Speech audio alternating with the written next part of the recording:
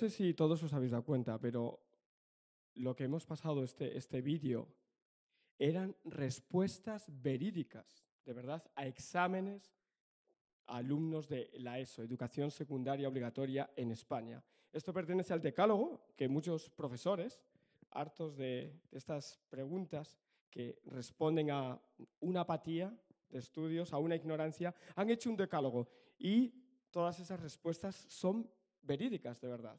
Y a mí me llamaba la atención porque todas ellas responden a una palabra: ignorancia. Ignorancia. Y según la Real Academia, ignorancia la define como falta de ciencia o conocimiento de letras y de noticias general o particular. ¿Y por qué la ignorancia?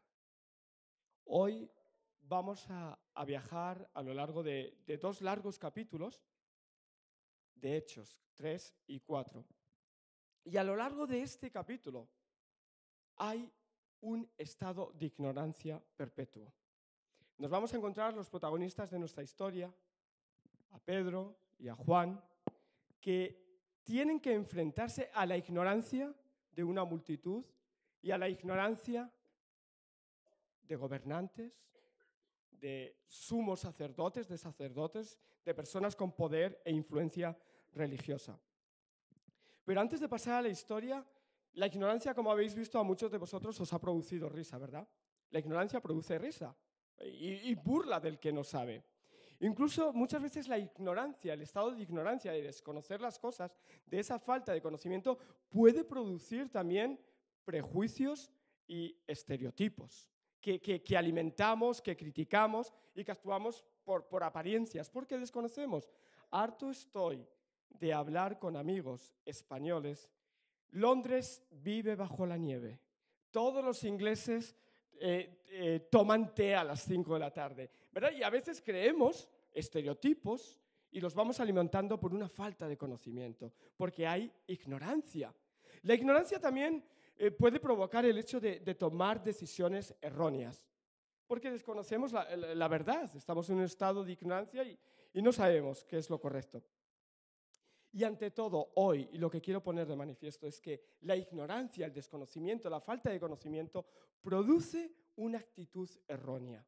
Mira, produce arrogancia, va a producir pereza, desmotivación, orgullo, incluso inseguridad, una baja autoestima, incluso produce duda.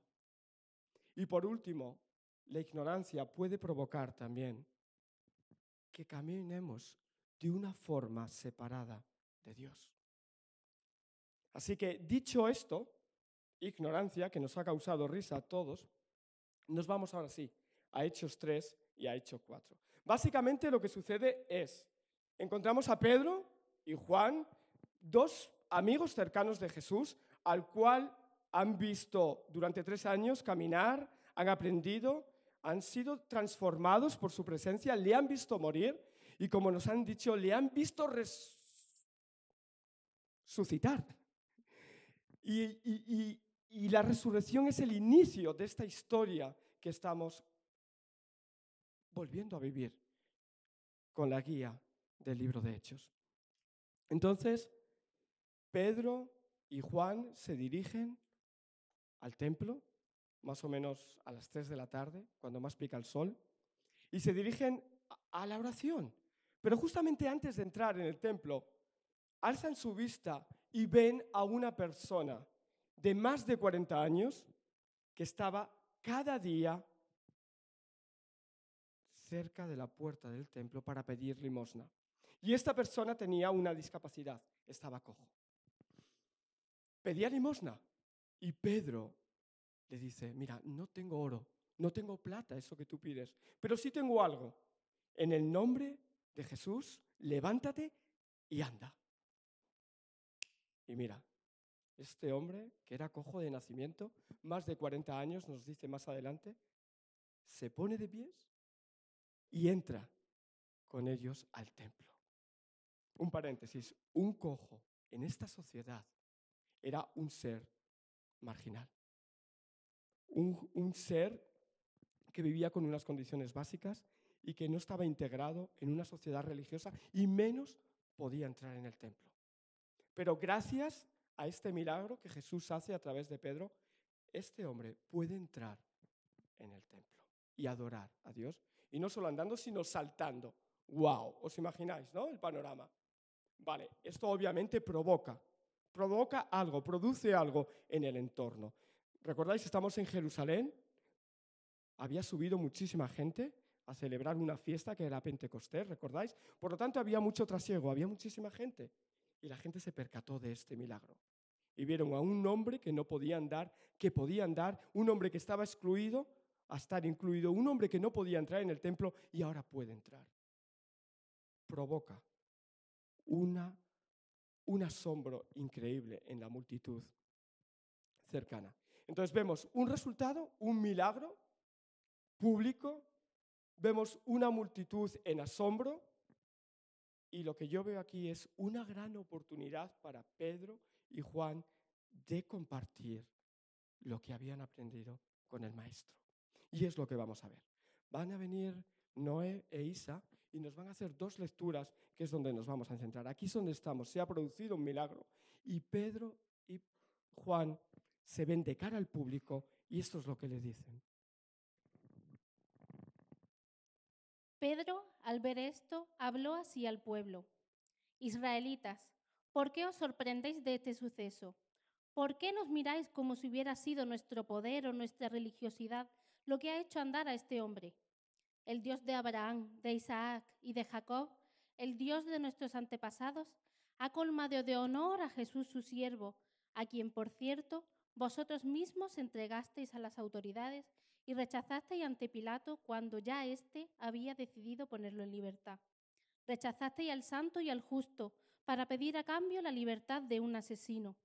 Matasteis así al autor de la vida, pero Dios lo ha resucitado y nosotros somos testigos de ello.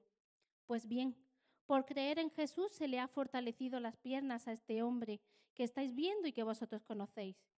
La fe en Jesús le ha devuelto totalmente la salud, como podéis comprobar. No obstante, hermanos, sé que tanto vosotros como vuestros dirigentes actuasteis por ignorancia. Hicieron comparecer a Pedro y a Juan y les preguntaron, ¿con qué poder y en nombre de quién habéis hecho esto? Pedro, lleno del Espíritu Santo, les respondió, jefe del pueblo y anciano, hoy ha sido curado un enfermo y se nos pregunta quién lo ha curado.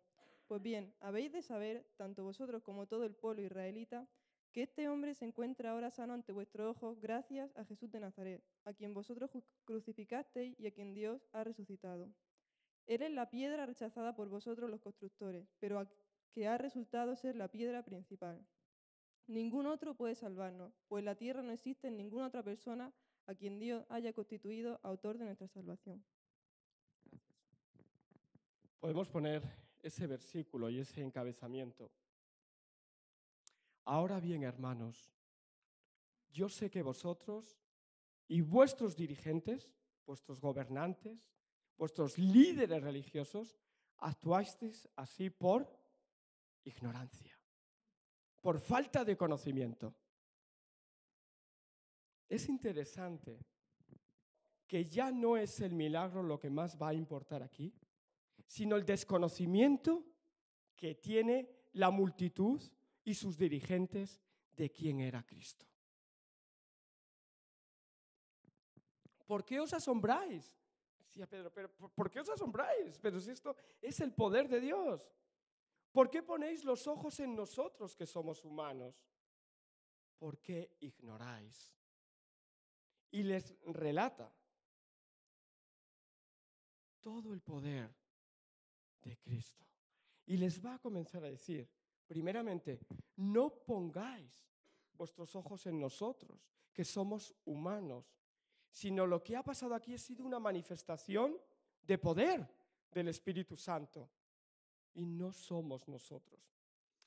Pero yo como humano, y vosotros también probablemente, nos quedamos en el nivel humano, en lo que vemos, en lo que es físico.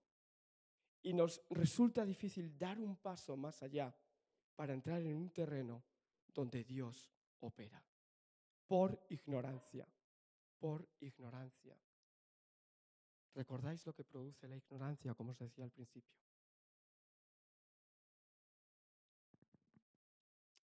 No podéis entender porque ignoráis. Estáis asombrados, pero no podéis entender. Y él les dice directamente, contacto, sin ofensa, que ellos estaban ignorando puntos importantes, que no reconocían primeramente que Jesús había sido anunciado por los profetas. En su defensa les relata que desde Samuel en adelante había sido anunciado el Salvador vendría a liberar a su pueblo. Les recuerda que negaron a Jesús y que lo entregaron. Esto había pasado hace poquito, de verdad. Estaba en el ambiente, la gente continuaba hablando de ese que murió en una cruz, de ese que decían que era el Mesías. Y Pedro les está recordando que ellos lo negaron y lo entregaron, pero lo hicieron por ignorancia. Dice palabras aún más fuertes, dice, matasteis al autor de la vida. Pero no se queda ahí, dice, pero Dios lo ha resucitado y nosotros somos testigos de todo esto. No entendían, ignoraban, no entendían que por la fe en Jesús este ciego había sanado. Entonces vemos una primera defensa o discurso de Pedro delante de una multitud asombrada, pero a un nivel humano. ¿De acuerdo? Pasamos a esa segunda defensa que Pedro va a tener que hacer. Porque, ¿sabéis una cosa? Este milagro estaba siendo, como digo, una gran oportunidad para manifestar el poder de Jesús, para decir quién era Jesús, para compartir el Evangelio a personas que tenían un trasfondo religioso, pero les resultaba difícil entenderlo. Pero más adelante la narración de esta historia nos dice que al menos 5.000 varones creyeron en ese día a través de las palabras que Pedro pudo declarar delante de una multitud. ¡Wow! A un nivel humano no se puede entender. Tenemos que dar un paso más adelante para entender que la palabra de Dios tiene poder y que el Espíritu de Dios puede provocar que la ignorancia pase a conocimiento. Pero otra consecuencia, estos 5.000 personas que llegan a creer en Jesús resucitado, tiene otra consecuencia, y es que Pedro y Juan ahora son llevados delante del Sanedrín. Y sabéis, el Sanedrín estaba representado por al menos 70 personas integradas por líderes, gobernantes, sacerdotes y sumos sacerdotes. En Hechos 4 nos dice que ahí estaban al menos 2 sumos sacerdotes conocidos, que eran Caifás y Anás. Y Caifás había sido de alguno de esos personas que habían movido a la multitud para que Cristo fuera entregado en ese juicio ante Pilato. O sea, Caifás ya tenía un precedente de haber estado enfrente de ese Cristo que ahora Pedro y Juan dicen que ha resucitado. Entonces, ahí están delante de sus gobernantes, delante de sus líderes religiosos, incluso, para hacerlo más difícil, con presencia de saduceos, que eran una secta que negaba la resurrección. Obstáculo, obstáculo, más obstáculo. Y no debemos olvidar que Pedro y Juan tienen un trasfondo muy humilde, no son personas doctas, no habían hecho ninguna carrera teológica, no habían ido a ningún seminario, habían aprendido cerca del maestro, habían sido asombrados por cosas y palabras que el maestro había dicho y hecho, y ahora tienen que pasar delante del Sanedrín a defender algo que ellos no habían hecho. El milagro había sido producido por la fe en Jesús, pero ellos son llevados. Yo creo que es un momento difícil. Es un momento para salir corriendo. Es un momento para sentirte inseguro, intimidado, insignificante y decir, no soy capaz de hablar delante, ya no de una multitud que son como yo, sino delante de unos seres, digamos, que tenían una gran importancia en ese momento en la sociedad, que eran gobernantes y líderes religiosos. Pero en Hechos 4, que nos narra esta defensa, nos dice que Pedro estaba lleno del Espíritu Santo.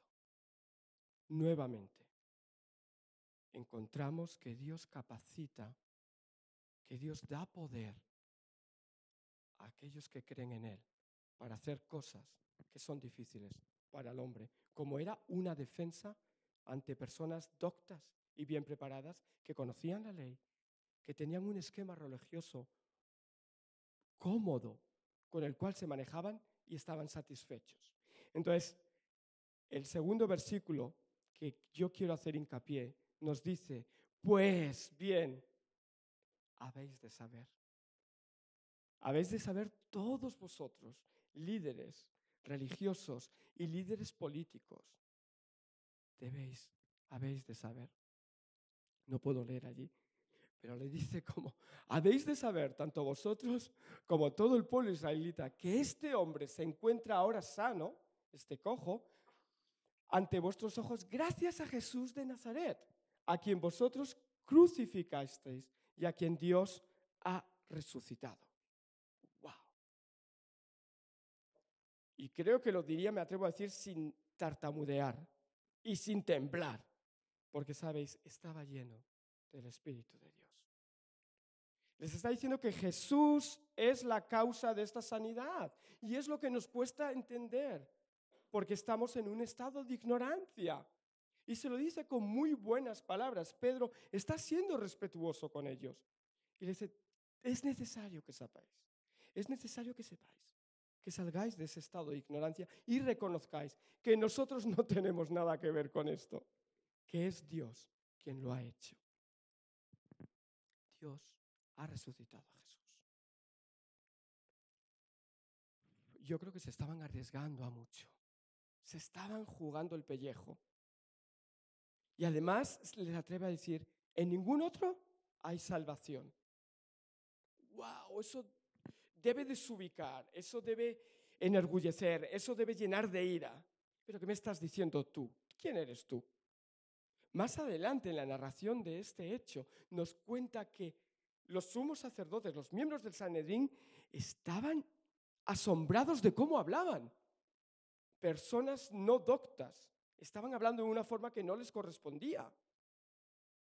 Estaban asombrados. Nuevamente, este milagro está produciendo asombro, no solo ya en la multitud, sino en un grupo de líderes religiosos y políticos. Produce asombro.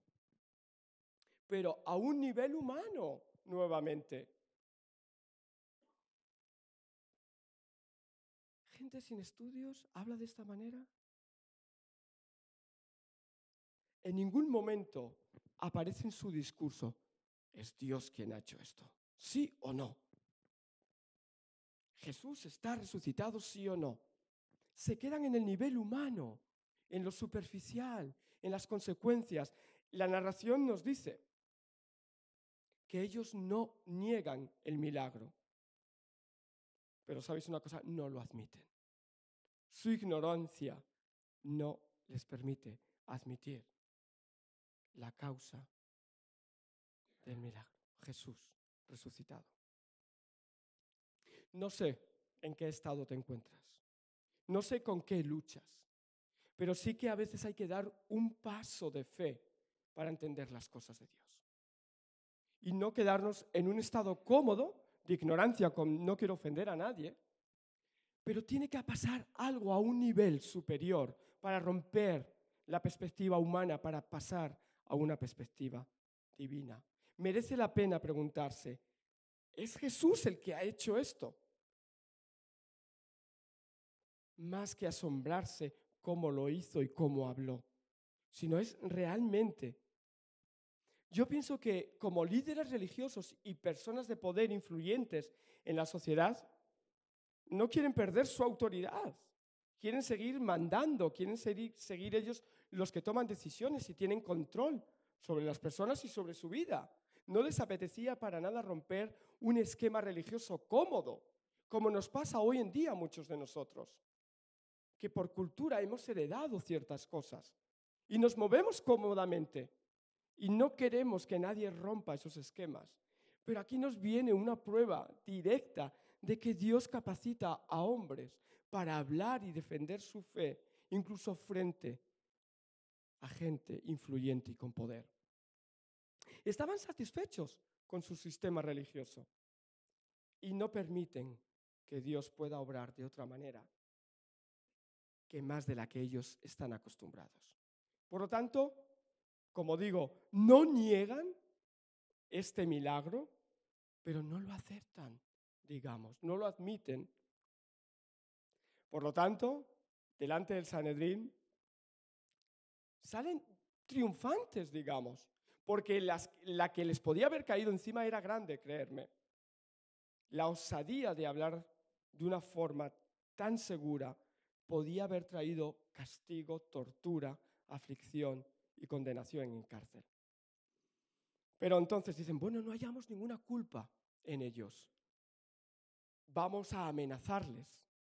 Vamos a decirles que no hablen más de Cristo. Vamos a decirles que no hablen más ni mencionen más el nombre de Jesús. Y esto, para mí, es lo más grande. Pedro se atreve a decirle. Cuando le dicen, os prohibimos, después de haberles amenazado, llegan a la conclusión, vale, os tenemos que prohibir también que dejéis de hablar y de enseñar en el nombre de Jesús. Y Pedro le dice, vale, acepto, tenéis razón, sois los líderes religiosos, sois influyentes, tenéis poder. Pero dice, no, mira, dice, mirad vosotros si es justo obedecer a vosotros antes que a Dios. No podemos dejar de hablar lo que hemos visto y oído. Primero, o para mí, desde mi punto de vista humano, esa situación ante estas personas influyentes, hablar de esta manera y desafiar de alguna manera respetuosa a estos mandatarios y sacerdotes, solo puede haber una explicación para mí: estar llenos del Espíritu Santo. Hablar a través del Espíritu Santo y hacer algo que ellos como humanos jamás podrían hacer, incluso esa defensa, hablar. Entonces le daba igual, dice, yo tengo que hacer esto. Tú me estás diciendo que no, pero yo tengo que juzgar vosotros a quién tengo que obedecer. Yo no puedo dejar de decir, de comentar, de enseñar lo que he aprendido y lo que he visto. No puedo. Aunque me cortes la cabeza, aunque me des 50 latigazos, aunque me metas en cárcel 40 días y 40 noches. No puedo. Es desafiante, es desafiante. En un momento vamos a ver el gran número de personas que desafían educadamente las reglas o las leyes humanas de no poder hablar de Cristo. Muchas veces hasta poner su vida en juego, sus posesiones, y están diciendo, yo no puedo dejar de hablar. Es que no puedo, aunque yo me quede mudo, hay algo en mí que me va a hacer hablar. Yo creo que de alguna manera Pedro podía recordar esas palabras que Lucas cita también. Lucas 11 y 12 dice, no os preocupéis.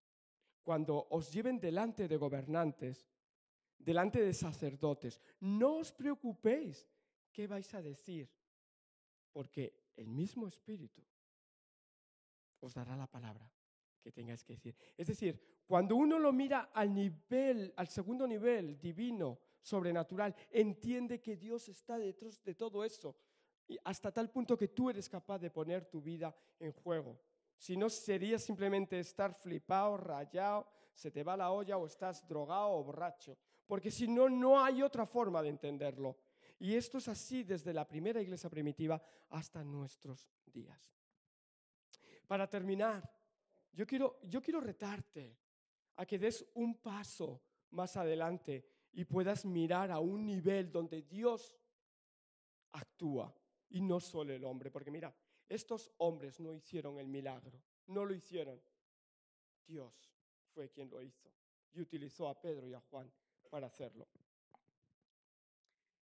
Sabemos que en el mundo que vivimos, la palabra de Dios, lo que Dios ha hecho, cómo nos narra su vida, cómo se relaciona con su hombre, cómo Dios ama a su creación, quiere ser silenciada. Pero no obstante, la gracia del Señor sigue ahí y alcanza su objetivo para producir frutos de conversión. ¿Recordáis cuántos se convirtieron? ¿Cuántos pudieron salir de su ignorancia y aceptar que Jesús era una realidad? Unas 5.000 personas. Es decir, la palabra de Dios siempre va a traer fruto. No debemos olvidar eso. Es un desafío para nosotros como creyentes también. Cuando hablamos y compartimos nuestra fe, debemos tener ese anhelo de que la palabra de Dios lleva fruto siempre. Otro punto que me gusta destacar de esta narración es que hay autoridad y convicción para hablar. Es decir, si Dios no está capacitando, nos quedamos a nivel humano. Pero esa defensa ante el Sanedrín, esa defensa ante ejércitos, esa defensa ante liderazgos, ante políticos, ante gobernantes y reyes, solo es posible si el Espíritu de Dios está trabajando. Os citaba esas palabras de Lucas 12, 11 y 12. Cuando os lleven ante magistrados, autoridades, no os preocupéis de qué decir, el Espíritu Santo os enseñará. Y es lo que estaba pasando antes y ahora. 3. No podemos olvidar que Jesús es la prueba de amor para el mundo y es la garantía de salvación. Y Pedro se atrevió a decirlo a la multitud y al Sanedrín. Es el único que trae salvación. 4. Muchas veces las autoridades nos van a poner en esa dicotomía de obedecer las leyes. No puedes hablar de Cristo, no puedes vender ni regalar una Biblia, no puedes hablar de tu fe. Y a veces nos vemos en esa dicotomía, pero debemos de pensar a quién debemos obedecer y buscar esa fuerza y ese anhelo de que Dios, siguiente punto, tiene el control de todo, porque es su obra, al fin y al cabo. Insisto, no fue el hombre el que hizo milagros, fue Dios y a través de la fe que tenemos en Jesús. Entonces, aún en esas mayores dificultades que pasemos, porque se dice que este pasaje fue la primera persecución de los primeros cristianos y vendrían muchas y duras, pero debemos tener esa confianza de que Dios tiene el control y que provoque en nosotros una oración de que Dios va a hacer, de que Dios hará. Es una oración que produce confianza. Pensar también que toda esa oposición que se levanta en el mundo entero no es contra nosotros, es contra Dios. Y eso nos puede producir, decir, es tu problema, tío, actúa conforme a tu voluntad. Dame el coraje, dame la valentía, dirígeme. Pasamos nuevamente a ese nivel 2, donde Dios actúa, que a veces por ignorancia no podemos entender. Y el último punto es, a mayor resistencia que nos pueda lanzar asedio, debe de haber mayor dependencia de Dios. Debemos anhelar esta plenitud, este denuedo, esta fuerza con la que Pedro hablaba. De verdad, hay millones de cristianos en el mundo entero que son testigos fieles de Dios y sobre todo del poder del Espíritu, que no permite que dejen de hablar lo que han visto y lo que han oído. Solo es una prueba de que Dios está detrás, llevando a cabo esa forma de expandir la salvación a través de Cristo. De acuerdo a la Alianza Evangélica Mundial, más de 200 millones de cristianos sufren algún tipo de persecución en más de 60 países de todo el mundo, y simplemente a causa de su fe en Cristo. 200 millones es para plantearse de que más allá de la fuerza humana tiene que estar el poder del Espíritu y Dios detrás. Es un dato convincente si os gustan las estadísticas. Sería un número demasiado elevado de locura en el mundo. Pensar que personas están dispuestas a perder todo, incluso su vida, por una fe que les mueve a hacerlo, porque es el Espíritu de Dios. Fijaros, en la siguiente diapositiva, no sé si podéis alcanzar a verlo, pero los colores nos indican el nivel de castigo, de persecución. El nivel 1 está en negro y Corea del Norte es el país donde hay una mayor persecución total. Tenemos los 10 primeros países: Corea del Norte, Somalia, Siria, Irak, Afganistán, Arabia Saudita, Maldivas, Pakistán, Irán y Yemen. Y como dato curioso, dentro de los países de habla hispana, incluso encontramos Colombia en estos 60 países donde hay persecución. Pasamos a niveles de extrema, finalmente severa y finalmente persecución moderada, pero diferentes castigos, torturas y muerte en el mundo entero. Es un dato para traer a nosotros como creyentes, para lanzar oraciones de confianza por ellos. Y también no sé en qué estado te encuentras en tu planteamiento si Dios existe o no existe. Si estás conforme con un esquema religioso que has vivido durante toda tu vida y probablemente eso no te permita ver que hay una forma de relacionarte con el Creador a través de Jesús. Es un momento para plantearnos estos y para traer también un tiempo de respeto y de oración por todas estas personas que sufren como pudieron haber sufrido Juan y Pedro en este momento delante del Sanedrín. Vamos a ver un vídeo, vamos a apagar luces, vamos apagando luces y vamos a ver un vídeo que es de puertas abiertas. Y os dejo el vídeo y seáis motivados en la forma que también Dios toque tu corazón para poder orar. Una persona, acto seguido, cuando acabe, Marta va a venir aquí, el documental dura 3 minutos, vamos a hacer una oración por la iglesia perseguida. ¿De acuerdo?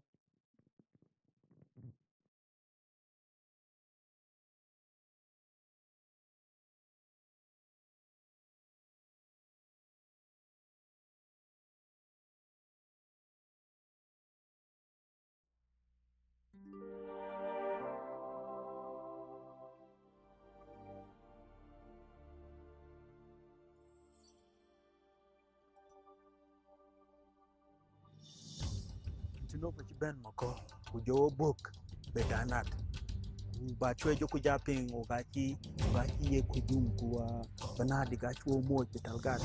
Ellos torturaron a nuestro pastor y al resto de la iglesia. Después vinieron y los mataron. Yo kuja twin naman bugdak ogaki kuba leo kuba kontana. Y nos dijeron que no podíamos orar ni alabar al Señor.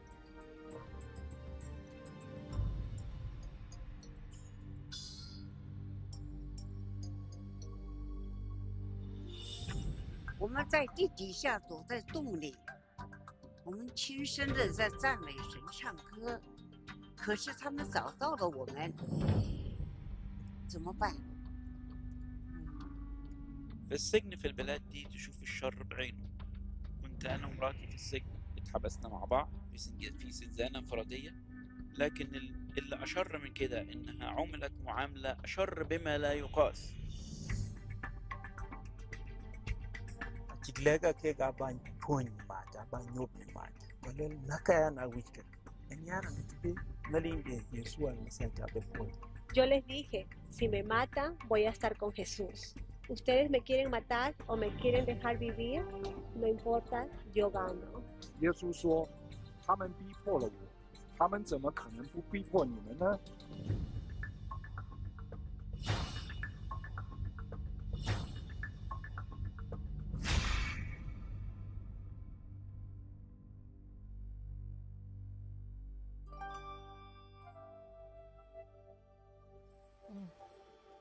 Curioso que lo que dijo Jesús hace 2000 años sigue siendo tan cierto hoy como y lo va a seguir siendo hasta que el fin de los tiempos, hasta que vuelva a venir, ¿no?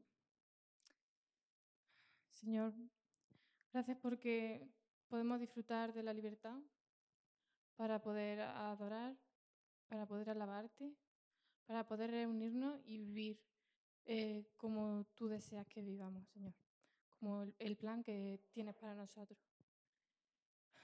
Señor, por eso te pedimos y sentimos mucha carga por la gente que no puede disfrutar de esa libertad, de la libertad que tú nos das, de la libertad que quieres que vivamos esa libertad. Así que, Señor, ayuda a esta gente.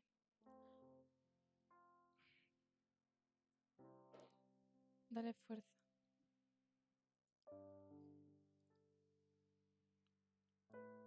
A veces es difícil producir en palabras lo que nos produce esto. La violencia, el odio, está tanto en las raíces de la naturaleza del ser humano, de esta naturaleza pecaminosa, y nos llena de rabia, Señor. Pero nos dices que amemos a los que nos odian y que amemos incluso a nuestros enemigos, los que nos quieren hacer mal, Señor. Así que, Señor, danos de este amor, llénanos de tu espíritu y en el momento en que pueda tocarnos a nosotros, porque nunca se sabe, danos esa fuerza. Danos esa fuerza para seguir en pie.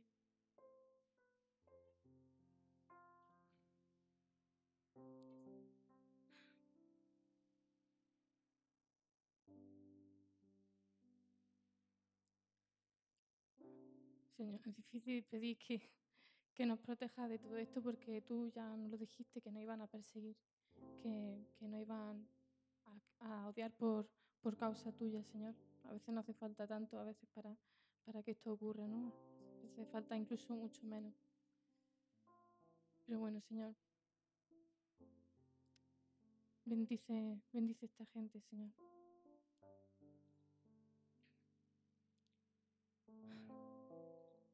Amén.